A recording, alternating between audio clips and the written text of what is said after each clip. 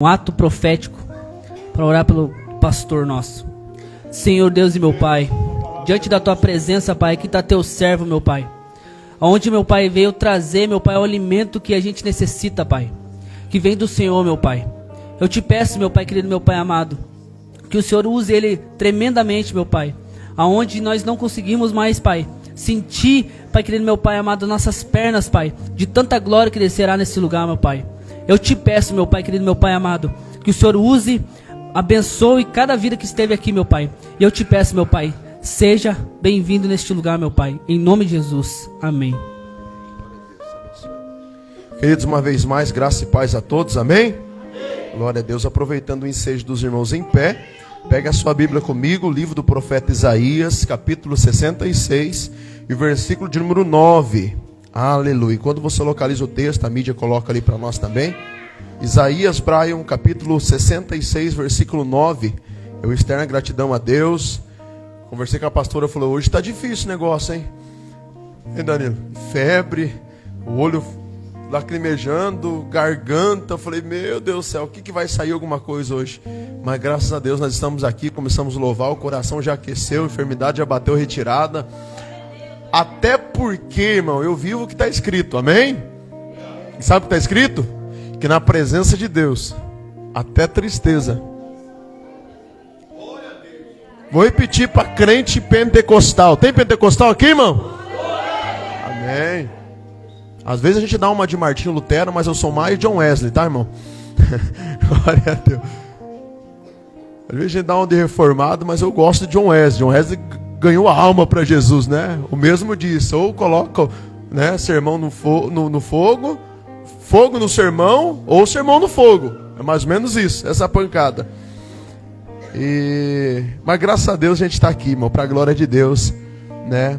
E o nome do Senhor está sendo glorificado. Aleluia. Se parar a garganta aqui, os irmãos da glória, amém, irmãos? O coração já aqueceu na adoração, a gente vai continuar queimando na palavra agora. 66:9, querido, Deus me deu uma palavra bem temática para hoje. E eu quero ser fiel naquilo que Deus colocou no meu coração. Porque fiel é o Senhor, irmão, que tem sido generoso com a nossa casa. E os irmãos têm acompanhado as mensagens que Deus tem dado nessa casa. São mensagens de alinhamento, mensagem de visão mesmo, de reino, né? E nós estamos entendendo o que Deus está fazendo e por que é que Deus está fazendo assim. Amém? Capítulo 66, versículo 9 diz assim: abriria eu a madre e não geraria? Diz quem? Geraria eu e fecharia a madre? Diz quem? O teu Deus. Vamos repetir de novo lá o versículo 9. Abriria eu a madre e não geraria? Diz o Senhor. Geraria eu e fecharia a madre? Diz o teu Deus. Regozijai-vos com Jerusalém e alegrai-vos por ela, vós todos que amais, enchei-vos por ela de alegria, todos que por ela planteastes. Amém? Eu queria que você fosse voz de Deus para alguém e dissesse assim para essa pessoa. Ou melhor, fale assim para essa pessoa: Deus vai tocar na tua madre nessa noite. Amém?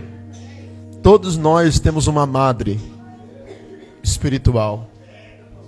E quem sabe Jesus vai arder no nosso coração nessa noite para a gente voltar a ter sede de gerar, sede de progredir, sede de avançar, sede de romper. Que nada nos paralise, irmão. Amém? Toma o seu assento. Se você quiser aplaudir a Jesus, fica à vontade.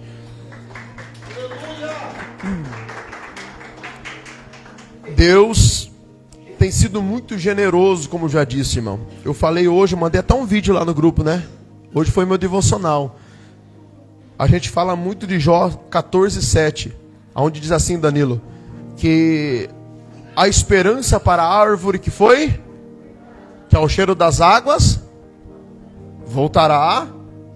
Ou seja, ainda que o tronco esteja apodrecido, Jó está dizendo, mas sentiu o cheiro da palavra, o cheiro das águas, vai voltar. ter vida e dar fruto. Mas quando você vai no verso 18, você vê o mesmo Jó dizendo, se a montanha não cai, não se desfaz, a rocha não se move. Irmão, ali é busca, ali é profundidade. Ali é o Senhor dizendo para nós, porque a gente só lê até o 7, a gente vive aquela temática, né? A esperança, mas quando você cai no versículo 18 e você vê algo profético acontecendo ali, você vê o próprio Jó dizendo, se a montanha não cai e não se desfaz, a rocha não se move. Quem é a rocha da igreja? Quem é a rocha da igreja, irmão? Jesus. Aí a gente se pergunta, mas por que não há movimentação de Cristo na minha vida? Por que não há transformação? Por que não há mudança? Por que Deus não toca no meu caráter? Por que algo extraordinário não muda, não acontece em mim? Deus está dizendo porque tem um montão de problema aí que não deixa Jesus se mover. Jesus está ali, sabe, irmão, paralisado na tua vida, no teu ministério, na tua chamada. E tem um montão de problema na frente da ação de Cristo. Jesus está dizendo, se os problemas caírem por terra, se a montanha se desfazer, eu volto a movimentar na tua casa. Eu volto a movimentar na tua família. Você entendeu que tem vezes que é do desejo de Deus se movimentar, pastora? Mas tem um montão de problemas assim que Jesus fica ali. Assim aconteceu no barco, irmão.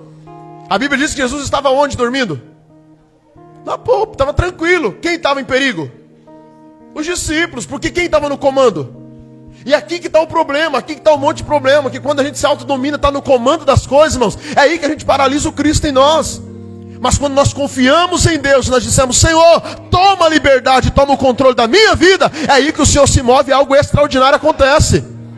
É por isso que nós estamos vivendo um tempo onde Deus está alinhando a nossa vida ordinária para sentir o sobrenatural. Não existe sentir o sobrenatural, irmão, sem primeiro alinhar a nossa vida no ordinário. É tão fácil a gente alinhar a nossa vida no ordinário. Ontem eu pregava em Carambi e falei para os irmãos, Deus alinhou a vida de Pedro no ordinário para depois fazer Pedro entender o Cristo do Calvário. Nós nunca vamos ter, evangelista Hector, mentalidade de entender o Cristo do Calvário se no ordinário nós só recebemos o que Jesus que cura. Nós nunca vamos, pastor Ana, conhecer o Cristo do Calvário, a revelação de Jesus. E Jesus nunca se preocupou, pastor Claudinei, em mostrar para nós apenas o Jesus conhecido até a fama do Egito. Porque os milagres foram operados em Cafarnaum. Aonde? Aonde? Cafarnaum. Diga para alguém, Jesus operou milagres. Seja mais fundo.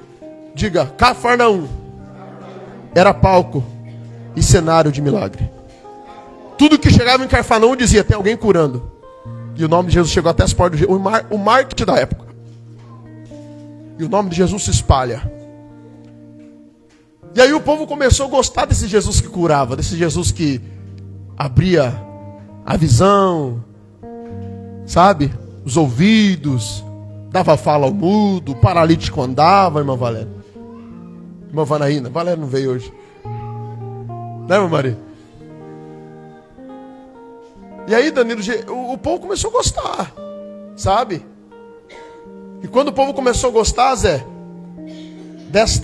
desse Jesus que fazia tudo, né? Não conseguia entender.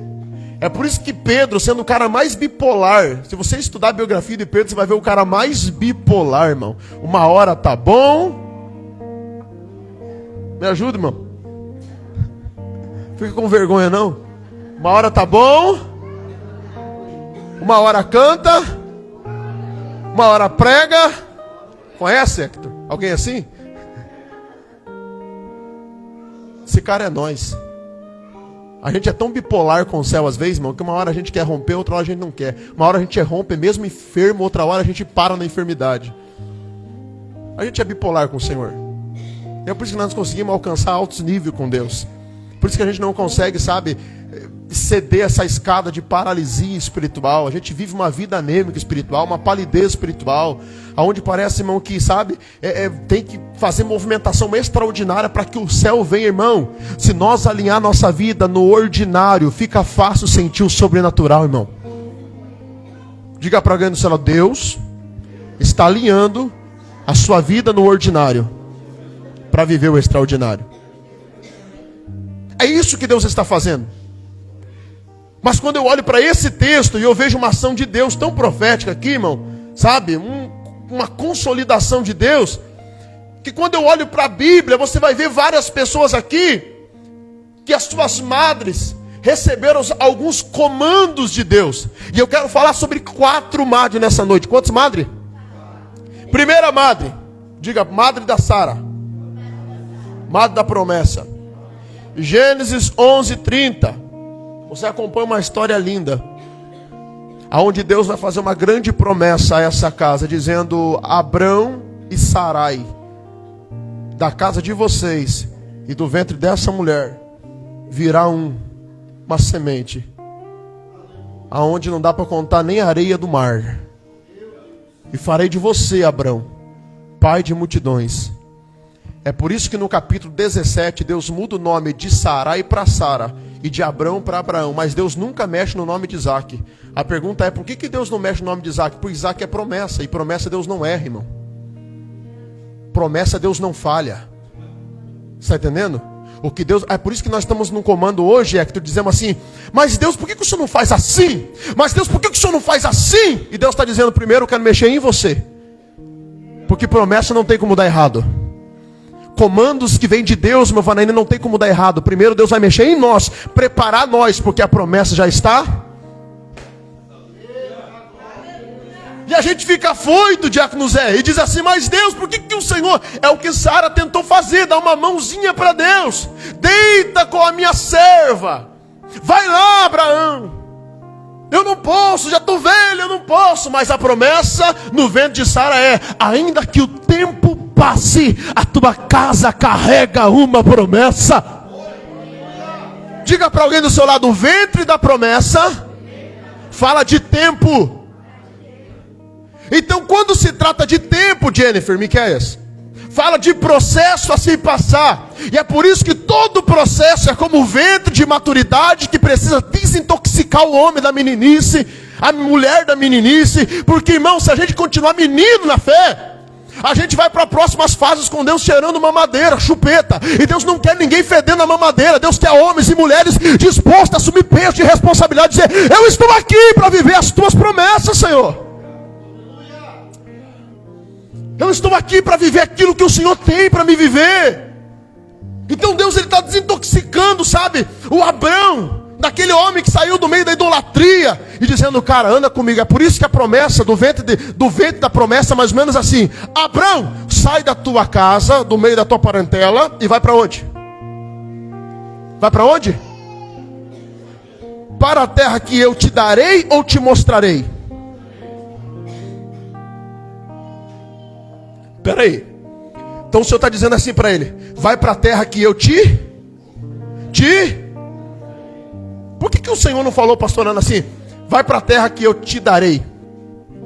Porque senão seria muito fácil servir a Senhor. É chegar no evangelho e dizer: pega, é teu, te darei essa terra, te darei essa casa, te darei essa chamada. Evangelho, irmão. Evangelho. Olha para cá e mastiga isso aqui comigo, você não vai entender. Evangelho não é sobre eu ter, é sobre eu caminhar para ser. Eu vou mais fundo, irmão. Danilo, evangelho não é sobre eu possuir, eu ter, sabe, mano? É sobre eu entender que eu preciso caminhar para ser uma grande mulher, um grande homem, uma grande casa, um grande casamento, um grande pastor, uma grande pastora. Pessoas que caminham para ter. O próprio patriarca Jó disse: eu tinha, adorava, não tenho, continuo. Por quê? Porque a receita do bolo da vida de Jó é: eu não preciso ter para ser. Eu entendi quem eu sou em Deus. Então por que só tem... Por que a mentalidade, Brian, do crente hoje é: se eu tenho, eu adoro, se eu estou bem, eu vou. Não é se eu estou bem ou se eu tenho, irmão. É sobre aquilo que Deus está tornando eu para ser. Eu sou quem Deus quer que eu seja. Você está entendendo isso aqui? Eu sou quem Deus quer que eu seja. E para mim ser quem Deus quer que eu seja, eu não posso colocar minha mentalidade de servo do Senhor naquilo que eu posso ter. Se eu ter, maravilha. Se eu não ter, bendito seja o nome do Senhor, irmão. Eu sinto a presença de Jesus aqui. Então é por isso, irmã Scarlett, que aqui aqui, quando você vê a madre da promessa, você vê um processo de Abraão, que até tomou uma liberdade dizendo, vou pegar Ló para ir comigo. Irmão, olha para cá. Deus chamou Abraão ou chamou Ló? Ô Maria, Deus chamou Abraão. E se é, irmão? É por isso que a maior solidão na vida do homem não é quando ele está sozinho. A maior solidão na vida do homem é quando ele está rodeado de pessoas. Essa é a verdadeira solidão. Quando a pessoa está rodeada, pastor, de gente, mas ela se sente só. Do que adianta, irmão, sabe? Ah, pastor, qual é o caminho certo para a minha trajetória? Só você olhar com quem você está andando. Quem você anda diz aonde você vai chegar. Não, eu quero chegar no alto nível com Deus. Então veja o teu ciclo de amizade. Veja com quem você se relaciona. Veja com quem que você manda mensagem.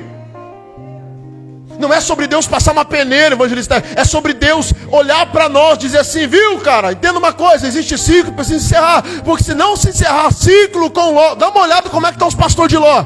Dá uma olhada como é que estão os teus pastores. A briga não era nem Abraão e Ló. A briga era entre os pastores deles. Era entre o povo deles. Era as gerações dele, pastor. Você está entendendo? Aí o que Deus vai fazer aqui, pastor Claudinei? Vai quebrar o ciclo e dizer, cara, eu chamei você. É por isso que quando o homem chama, quebra a cara. Mas quando Deus chama, diga para alguém desse lado, se Deus te chamou, não depende de amizade, não depende de pessoas, só depende de você crer. Levante a tua mão, você que crê que está no ventre de uma promessa. Você tem. Todos aqui passam por esse ventre. Giza, irmã Ângela, todo mundo passa por esse ventre da promessa. Tempo de espera, aguardar no Senhor, não se precipitar, entender o propósito, ser desintoxicado, sabe, de toda menina, de todo mundo, irmã Scarlett, passa por esse ventre da promessa. Pastor, esse é o ventre da promessa, qual é o segundo ventre? Vamos lá? Êxodo, capítulo 2, versículo 2, vai falar de um ventre, chamado ventre referencial, madre da referência. Pastor, que madre é essa? A madre de Joquebede. Olha que forte isso aqui, irmão. Deus me deu essa mensagem, esse comando para hoje. Qual é a madre da referência? A madre que você até tenta esconder, mas chega um tempo que não dá mais para esconder, é referência. Chega um tempo que não tem mais como. Não dá, cara, voa, vai. Tua chamada, teu ministério, levanta, eis aí uma família pastoral, eis aí uma nova família sacerdotal. Não tem como a igreja, sabe, acumular o casal ali e dizer, não, fica aqui na minha tuta. Não tem, irmão, tem hora que é para voar, tem hora que não tem mais como esconder, irmão. Por quê? Porque gerou na tua casa, na tua família, uma madre referencial. E todos que se tornam uma referência espiritual, não tem como placa denominacional esconder, irmão. Não tem como pastor esconder, não tem como liturgia esconder. Você está entendendo isso aqui? Olha para cá. É por isso que a madre de Joquebede, a Bíblia diz que ela até tentou. Quem lembra desse texto? Ela até tentou esconder. Mas pastora, se você gerou algo para Deus, que vai se tornar uma referência, se você está gerando algo para Deus, que vai se tornar uma referência, chega uma hora que você não consegue mais esconder. Olha para cá. Chega uma hora, Miqueias, que não tem como mais ficar na tutela do pai e da mãe. Tem uma hora que Deus olha para o Maxwell e diz assim, cara, vai viver a tua vida. Vaza daí. Tenho algo para você. Tenho algo para a tua casa. Eu tenho algo para a tua família. Levante a tua mão, profetiza uma palavra. Tem hora, irmão, que Deus está dizendo, sai dessa terra. Vai para lá, vai para cá, se mova. Eu tenho algo para vocês viver, diz o Senhor. Tem hora que não adianta a gente ficar, irmão, mas o meu trabalho, mas a minha vida, mas os meus amigos secular, mas a minha vida. Não tem, irmão, tem hora que Deus está dizendo, vai.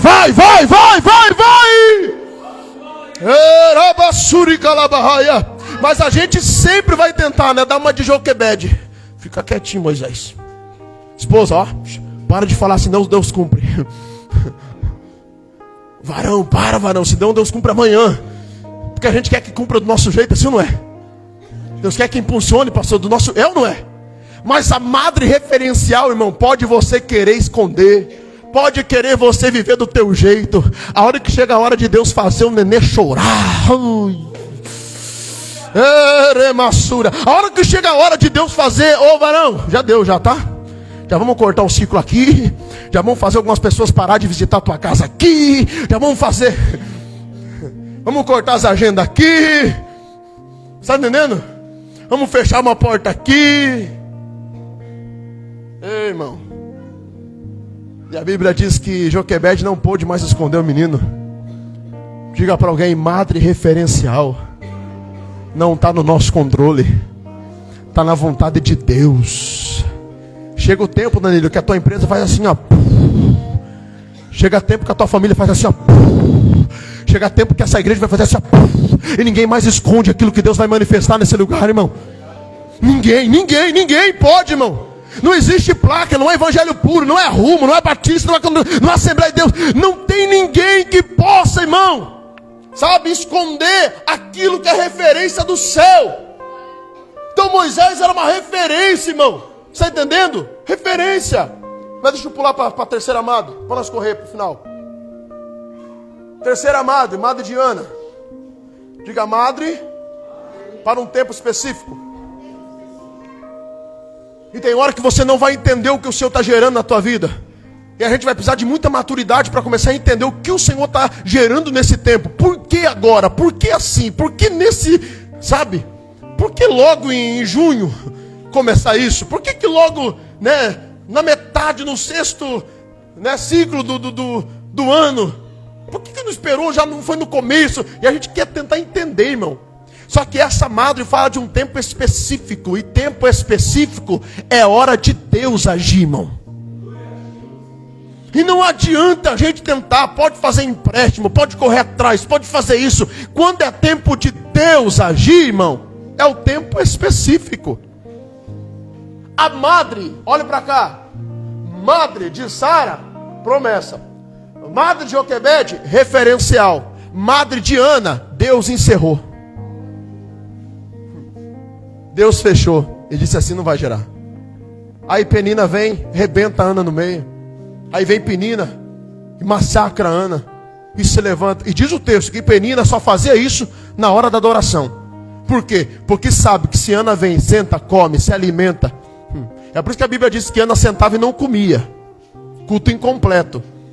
Mas quando ela sentou, comeu, se derramou, ela queria um filho. Deus disse assim, via muito pouco. É pequeno, Ana. Tua madre é para um tempo específico. Se for da tua vontade, vem um filho. Mas para o tempo específico, eu mando um profeta, mando um juiz e mando um sacerdote. Você entendeu que se for no nosso tempo, vem um filho? Mas no tempo específico de Deus, Ele manda o profeta, o juiz e o sacerdote. Então se for no nosso tempo, é muito pequeno aquilo que a gente quer viver, irmão. Sabe, não cabe às vezes no tocante as coisas eternas, sobre aquilo que Deus pode fazer por nós, sobre aquilo que Deus pode agregar no meio do seu povo. É muito pequeno, é a nossa mentalidade às vezes de crente, sabe? Uma mentalidade medíocre. A que nível nós podemos chegar, que relacionamento nós podemos ter com Deus. É muito medíocre, irmão, às vezes a nossa vida cristã, tocante às coisas eternas, sobre o grandão da Galileia. Irmão, quando Deus usa um tempo específico e diz assim, vai ser nesse momento que eu vou fazer, Isaías entende isso profeticamente. Pastor, me prova na Bíblia que Isaías entendeu e eu glorifico. 43 de Isaías, operando eu. Eu vou mais fundo para crente que não entendeu. Às vezes tem que mastigar um pouco mais para você entender. Mas para você dar glória para o céu, olha para cá. Para você é problema, para Deus é quem? Para você é luta, para Deus é quem? Para você porta que se fechou, para Deus é quem? Não entendeu? Operando Ele.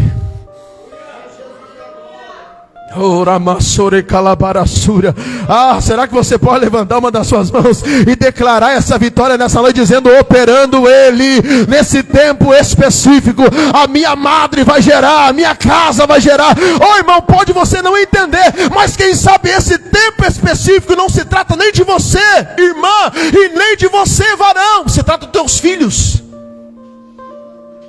Quem sabe Deus está movimentando você hoje, nesse tempo específico, não é nem sobre gerar algo em você, é sobre gerar sobre aquilo que de você foi gerado. Quem sabe os nossos filhos estão para viver algo extraordinário e a gente está dormindo no ponto. Quem sabe, Hector, Deus está chamando a nossa casa para começar a ver os nossos filhos ser batizados com o Espírito Santo ainda na salinha das crianças. E a gente fica assim, uau. E Deus está dizendo, nesse tempo específico. Ai, irmão. Aleluia. Nesse tempo específico, quem sabe não vai ser dentro da tua casa, vai ser na empresa que você trabalha. E a gente fica ali lutando, Senhor, faz dentro da minha casa. Deus está dizendo, pera aí. É tempo específico agora. E tempo específico é dentro da empresa, abre a tua boca. Dentro da empresa, Imanalva, faz a minha vontade. Diga para alguém do seu lado, tempo específico, vontade de Deus. Você não programa, irmã, sabe? Eu vou gerar hoje. Tempo específico é Deus abre quando Ele quer. Deus faz quando Ele quer, Brian. Você está entendendo, Brian? Então não adianta a gente, sabe, trocar as mãos pelos pés, carroça na frente dos bois. Nós não fomos chamados, irmãos, para ser próteses no corpo. Nós não estamos aqui para ser adaptado a um corpo. Nós estamos aqui para ser membro e sentir a dor do corpo. Está entendendo? Às vezes a gente olha para os irmãos às vezes, sabe, representa como se fosse uma vida cristã de uma prótese. Se adaptou, canta, mas não sente dor, prega, mas não sente dor, congrega, mas não sente dor. Se adaptou a uma prótese, ela até pula, até canta, mas ela só está adaptada no corpo. E Deus não quer ver prótese no corpo. Deus quer ver membros em unidade, que entenda o propósito do Calvário, irmão. Diga para alguém, o propósito do Calvário é o propósito da redenção. Aleluia. Então essa madre aqui, uma escala, foi Deus que cerrou. E Deus está dizendo, vai chegar um momento. Aí a Bíblia diz que o pecado está entrando no templo. Eli está caído. O sacerdote que cuidava da casa de Deus está caído. O que Deus faz? Ana, chegou o tempo. Preciso de um profeta urgente. Preciso de um sacerdote urgente. E preciso de um juiz, senão o povo perece. É tempo de Deus, irmão. Então Deus abre a madre dela no tempo certo. E a Bíblia diz, antes que a lâmpada se apagasse, Deus fala com o menino. Por quê, pastor? Porque Samuel foi por um tempo específico. Você está entendendo isso aqui? Então espere em Deus, irmão. Para de ficar foito. Às vezes fica igual Esdra, querendo tirar, né? Às vezes fica igual Hector, assim, querendo tirar cabelo da cabeça. Você está entendendo? E a gente fica ali remoendo. E Deus está dizendo, calma, sossega. Ei, espera. Não se precipita. O importante já se fez. Se moveu. Deus não age. Deus reage, irmão. Deus não pergunta, Deus responde. Tem alguém vivo? Você entendeu, Zé? Madre específica. Chega o tempo, irmão. O óleo vem. Chega o tempo, o chamado te pega. Tem mais? Posso falar ou não? Só quem tem chamado, levante a mão se for corajoso. A chamada te massacra. A chamada te mói. Chamada te tritura, irmão. Chamada, sabe, é violenta. E a gente sente a violência de uma chamada quando ela nos impulsiona a romper, mesmo não querendo. É por isso que eu sempre falo, irmão, que obediência é você fazer aquilo que você não quer com excelência. Isso é ser obediente. Você não quer fazer, mas você vai lá e faz com excelência. Porque você aprendeu a ser obediente. Depois disso, você aprende a prática da honra. Quem honra nunca mais obedece, porque aprendeu o princípio da honra. Fica fácil servir a Deus, irmão. O problema é que nós complicamos tudo. Sabe? A gente troca a obediência pela honra, honra pela obediência. Quebramos o princípio da obediência e não conseguimos honrar o princípio da honra.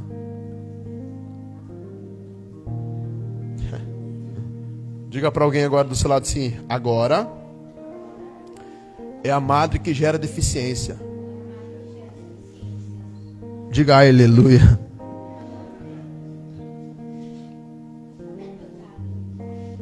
Ô pastor, que madre é essa?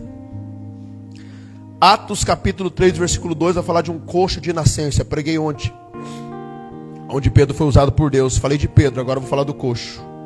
A Bíblia diz que esse coxo nasceu deficiente.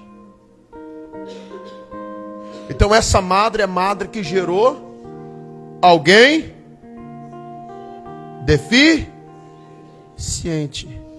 Não sei se você vai se identificar, mas tem um tipo de pessoa que foi gerado numa madre de deficiência, de uma casa que talvez não teve alinhamento, de uma família que talvez não teve um alinhamento, não teve um aplumamento, e gerou nada, mas aquele quesito de deficiência, aonde vive a sua razão, vive a sua vontade, não aceita nada, não aceita pastor, não aceita liderança, sabe?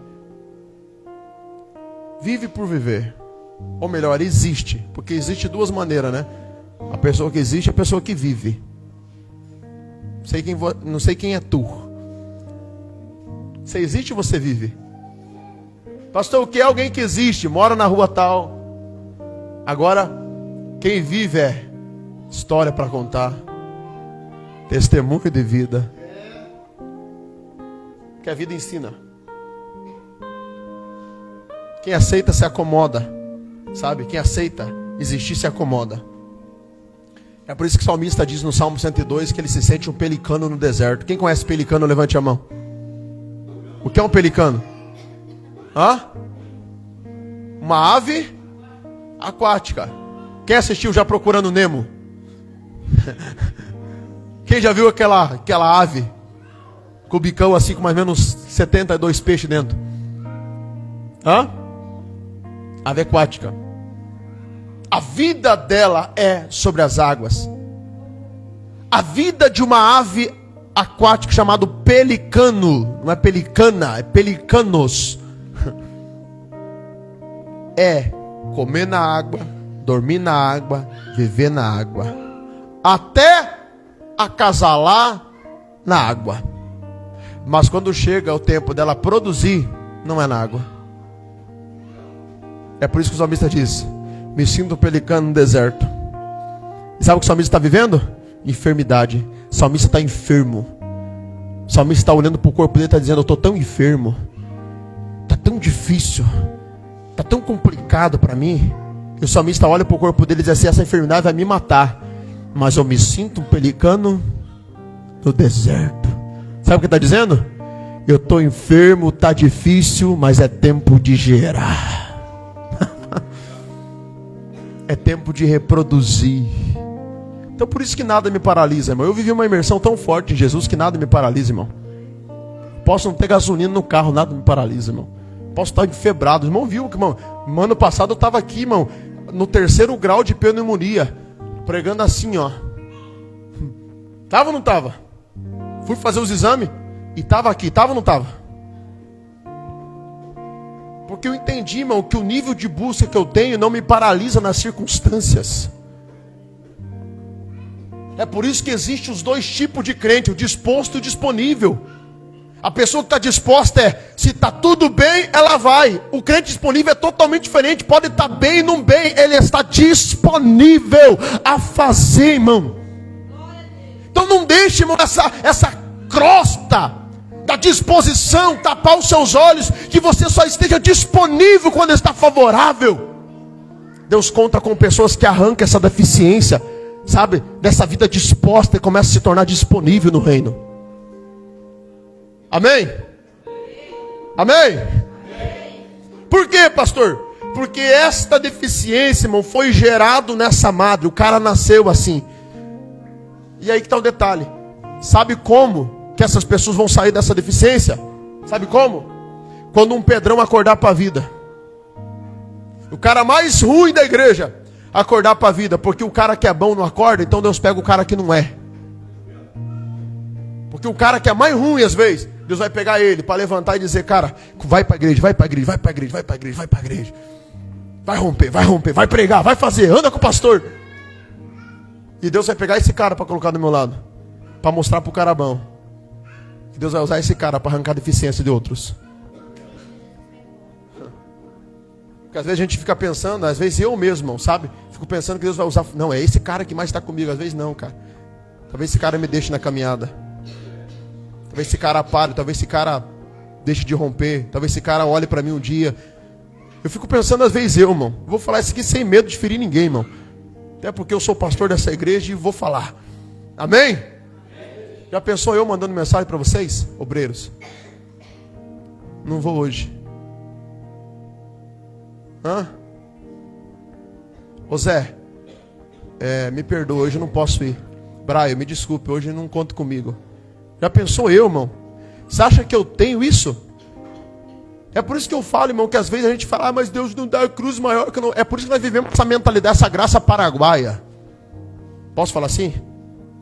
Não, vamos mais fundo. Essa graça chinesa da China, que vem transportada através de container e chegou até o Brasil e a gente, uau, que graça é essa?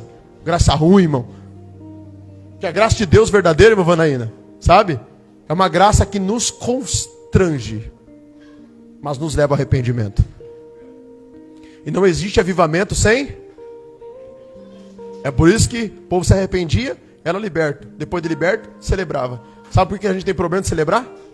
Ele não é liberto. O problema da nossa celebração é, primeiro nós nos libertamos, depois celebramos. Está entendendo? E às vezes a gente vem para o culto, irmãos, sabe? Com aquele olho de sapo que morreu, pastorando na enchente do mês passado. Sabe aquele olho de sapo? Sabe, Manavo? Amém, Manavo?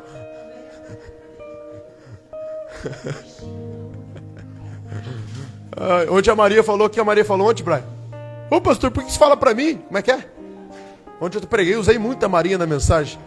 Ô pastor, por quê? Eu falei, Maria, entenda uma coisa. Sempre quando você vê usar o teu nome ou falar, é porque eu uso quem dá exemplo. Porque se eu usar quem não dá exemplo, será indireta. Eu sempre falo, pastor Claudinei. Né, pastor Claudinei? Né, irmã Nalva? Porque eu estou falando quem dá exemplo. E quem dá exemplo, se eu falar, não é... Não, sabe? O senhor está entendendo. O pastor está falando porque sabe o que eu faço. Você está entendendo isso aqui? E aí, irmão, a gente fica, sabe? Entra nessa mediocridade, dessa graça falsificada, paraguaia, sabe? E aí a gente fica vivendo, irmão, sabe? No ápice de uma fé. E aí nós nos tornamos, sabe o quê? Posso falar sim ou não?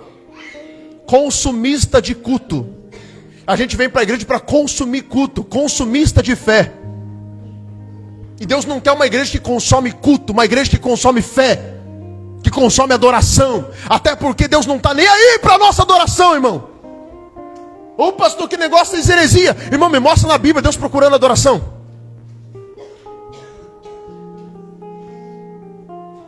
Adoração, até o banda, quimbanda nesse momento está adorando, irmão. Se Deus se importasse com adoração, Deus estava procurando adorações na terra. Mas a Bíblia diz que Deus se importa com o adorador, irmão. Se tiver nessa noite adorador para levantar a mão, Deus se importa é contigo, irmão. É por isso que quando você adora, Deus está dizendo, é você que eu estou recebendo. Então não é como eu venho para adorar, é como eu me comporto no ambiente de adoração. Não é como eu venho para adorar, se eu estou bem, se eu não estou. É como eu me comporto quando eu estou no ambiente para adorá-lo. É por isso, irmão, que a gente aprendeu nesse ventre defeituoso, pastor, esse ventre de maturidade, mídia. Amém, mídia? Tem que pregar para mídia às vezes também, irmão. E aqui, Emily, nesse ventre de sabe? A gente vive essa fé superficial. E a gente entra nesse âmbito espiritual. Sabe o que é âmbito espiritual? Deficiência de crente, irmão. A luta, pastor. A guerra, pastor. Diversidade, pastor. A minha pergunta é, quando a gente vai virar uma chave espiritual de verdade e entender, irmão, a movimentação de Deus verdadeira na nossa vida? Deus ainda continua aceitando o sacrifício, tá, irmão? Deus ainda ama sacrifício, irmão. Pastor Claudinei, entre nós dois, sabe o que é âmbito espiritual? Responsabilizar o diabo sobre falta de responsabilidade nossa. O diabo, o demônio, e Deus está dizendo: mentira, para, o diabo está quieto no inferno. Assume a responsabilidade. Assuma a responsabilidade.